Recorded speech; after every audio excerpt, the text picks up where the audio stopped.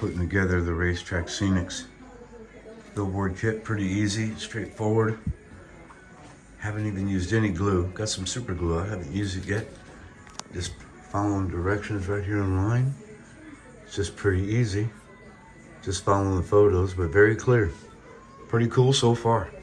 Nice kit. Okay, we're finished. It took about, what, 15 minutes, maybe? Maybe. Maybe. So that's what we're looking at. We're gonna change a couple signs here. And I think I'm gonna paint this an aluminum color, silver color. I think that'll look good. But really great kit, really good precision. Okay, just finished it up. Just used some chrome lacquer. I think it came out all right. Made up our own little logos here for the showdown. Looks pretty good, easy enough to do.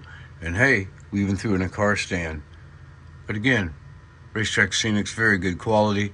And then we have Junior from the Bombers with this excellent 3D. So we have 3D and we have some wood. And hey, that's good. Good stuff, guys. See you online.